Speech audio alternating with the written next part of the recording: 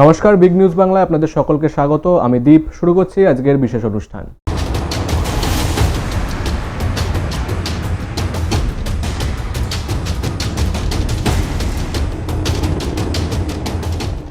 পশ্চিমবঙ্গে আজ শীতল আমেজ বজায় থাকবে।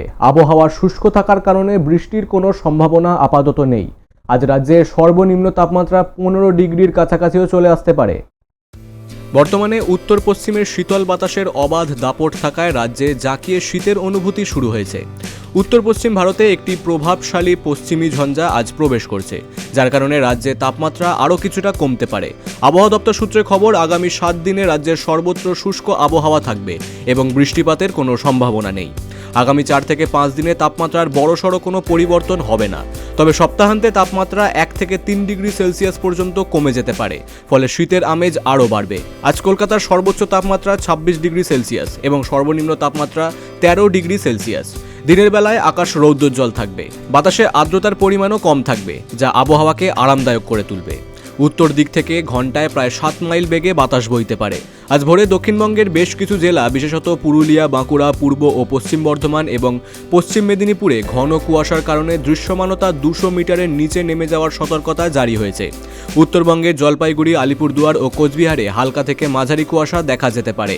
উপমহাদেশীয় উচ্চচাপ বলয় বর্ধিতাংশ বর্তমানে পশ্চিমবঙ্গ এবং তার সংলগ্ন এলাকায় অবস্থান করছে, যা শীতল বাতাস টেনে আনতে সাহায্য করবে। মোট কথা, আজকের দিনটি পরিষ্কার, রৌদ্রোজ্জ্বল ও শীতল থাকবে। শীতের এই আমেজ আগামী দিনগুলিতে আরও বাড়বে। Bureau report, Big News Bangla. গুরুতর অসুস্থ অবস্থায় হাসপাতালে ভর্তি হলে রোগীর মৃত্যুর ভুয়ো খবর ছড়িয়ে পরিবারের লোক এবং কিছু স্থানীয় ব্যক্তি হাসপাতালে চিকিৎসক এবং কর্মীদের উপর চড়াও হন এবং হাসপাতাল চত্বরে এক বিশৃঙ্খলা সৃষ্টি করে তারা। সংকটজনক রোগী সোফিয়া বিবিকে ডায়ালিসিসের জন্য স্থানান্তরণের সময় হাসপাতালে চরম বিশৃঙ্খলা সৃষ্টি হয়। হাসপাতাল কর্তৃপক্ষ জানিয়েছে, কিছু বহিরাগত দুষ্কৃতী রোগীর মৃত্যু হয়েছে এমন ভুয়ো তথ্য ছড়িয়ে দেয়। উত্তেজিত পরিবার ও দুষ্কৃতীরা এই অভিযোগের ভিত্তিতে ডাক্তার, নার্স ও কর্মীদের উপর হামলা চালায়। পরিস্থিতি এতটাই ভয়াবহ হয় যে রোগীর পরিবার জোর করে সোফিয়া বিবিকে গাড়িতে তুলে নিয়ে যাওয়ার চেষ্টা করে এবং গাড়িতেই তাকে বাঁচিয়ে রাখা ভেন্টিলেশনের অক্সিজেনের লাইন খুলে দেওয়ার চেষ্টা করে, যা রোগীর জীবনের জন্য অত্যন্ত বিপজ্জনক ছিল। একটি পেশেন্ট আমাদের ভর্তি ছিলেন।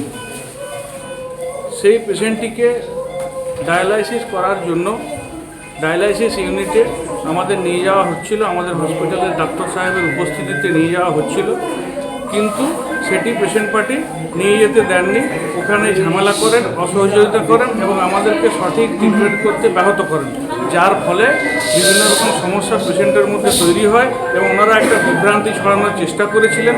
তখন আমরা ইসিজি করি, কিন্তু সার্বিকভাবে পেশেন্ট পার্টি যে ঝামেলা করে, কিছু দুষ্কৃতির সঙ্গে নিয়ে এসে আমাদের ডাক্তারবাবুদের গায়ে হাত তোলে, বিভিন্ন রকম অত্যাচার করে, তার ফলে কিন্তু সঠিক পরিষেবা থেকে আমরা বঞ্চিত হই এবং পেশেন্টটিকেও সঠিক পরিষেবা দিতে পারছিলাম না। সর্বতভাবেই পেশেন্ট ক্ষতির শিকার হচ্ছিল। 1.5 ঘন্টা ধরে চলা অরাজকতার পর হাসপাতাল কর্তৃপক্ষ নিরাপত্তা ও প্রশাসনের সহায়তায় রোগীকে উদ্ধার করে পুনরায় আইসিইউতে স্থিতিশীল করতে সক্ষম হয়। হাসপাতাল কর্তৃপক্ষ এই ঘটনাকে চিকিৎসার বিরুদ্ধে পরিকল্পিত হামলা বলে নিন্দা করেছে এবং ভবিষ্যতে এমন ঘটনা ঠেকাতে প্রশাসনের হস্তক্ষেপ চান। রোগী বর্তমানে জীবিত থাকলেও তার অবস্থা এখনও আশঙ্কাজনক। কলকাতা থেকে অমিতাভ চক্রবর্তীর রিপোর্ট, বিগ নিউজ বাংলা। নিয়ে নেব একটা ছোট্ট বিরতি, ফিরে আসছি বিরতির পর।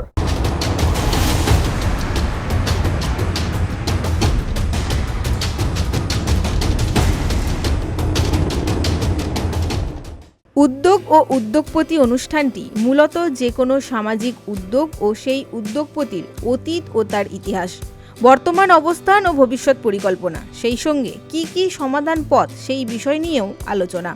উদ্যোগের সার্বিক জনপরিচিতিই আমাদের একমাত্র লক্ষ্য। অনুষ্ঠানটির সার্বিক সাফল্যের জন্য আমরা উপযুক্ত স্পন্সরশিপ ও বিজ্ঞাপনের আহ্বান কামনা করি। এই আকর্ষণীয় অনুষ্ঠানটি খুব শীঘ্রই আসতে চলেছে শুধুমাত্র বিগ নিউজের পর্দায়। যত দিন যাচ্ছে মানুষের দিন দিন বেড়েই চলেছে বিভিন্ন রোগের সমস্যা। শহরের অভিজ্ঞ হোমিওপ্যাথি ডাক্তারবাবুর বিনামূল্যে পরামর্শ নিন এবং নিজে ও আপনার পরিবারকে সুস্থ সবল রাখুন। এই অনুষ্ঠান শুধু আপনার সুস্থ ও শান্তির জীবন কামনা করে। প্রতি সপ্তাহে রবিবার সম্প্রচারিত এই অনুষ্ঠান শুনতে ভুলবেন না।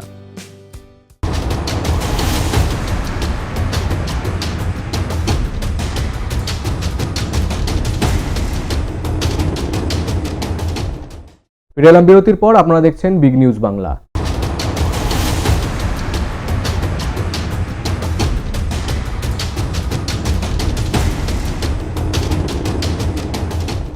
হুমায়ুন কবিরকে দল থেকে বহিষ্কার এবং তার নতুন দল তৈরির যে ঘটনা সামনে এসেছে, সেই ঘটনার পরিপ্রেক্ষিতেই বিরোধী দলনেতা শুভেন্দু অধিকারী নন্দীগ্রামের সাংবাদিকদের মুখোমুখি হয়ে একাধিক মন্তব্য করলেন। কি বললেন তিনি, একবার শুনে নেব।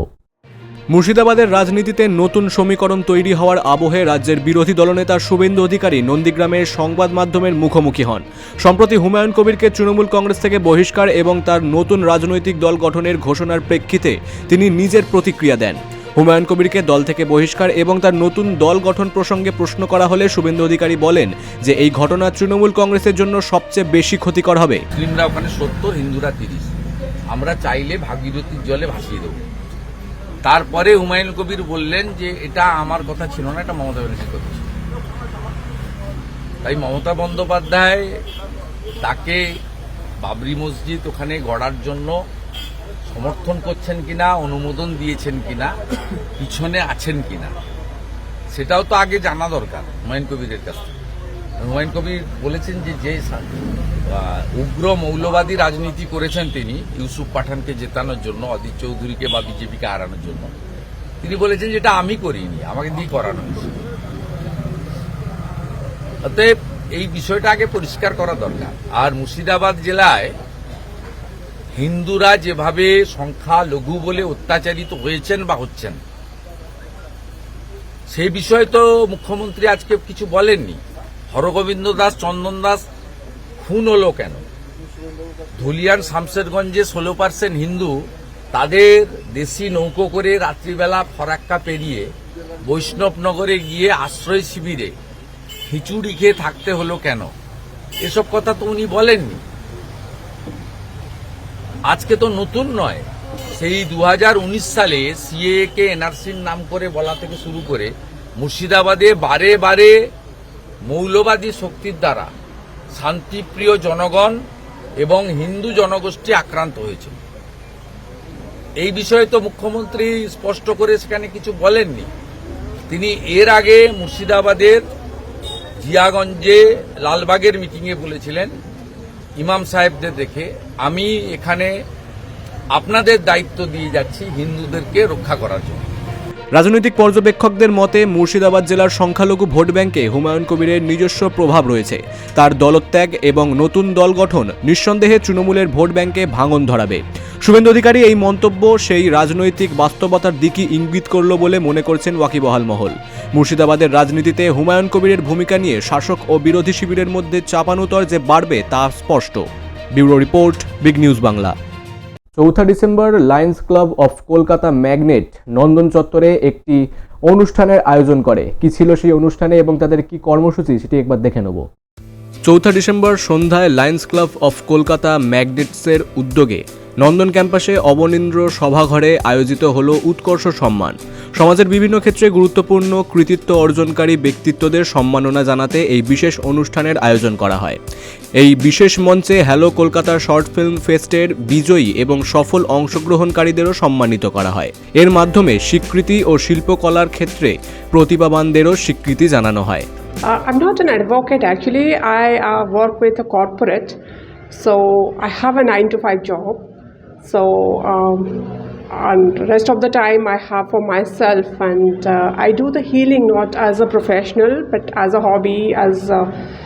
I feel like helping people, so it's not my profession. So I don't have a fixed time for healing. So wherever I feel the need, I go and help people. So when you are doing something from a place of joy, I don't think it's pretty difficult to manage time. So yeah, I do it from a place of joy and kindness. অনুষ্ঠানটি সফলভাবে সম্পন্ন হয় এবং উপস্থিত সকলেই এই উদ্যোগের প্রশংসা করেন। কলকাতা থেকে অমিতাভ চক্রবর্তীর রিপোর্ট, বিগ নিউজ বাংলা। আজকে অনুষ্ঠান এখনকার মতো এই পর্যন্তই। আরও বিস্তারিত জানতে ফলো করুন আমাদের Facebook page big news 24/7 Bangla এবং সাবস্ক্রাইব করুন আমাদের YouTube channel big news 24/7 Bangla.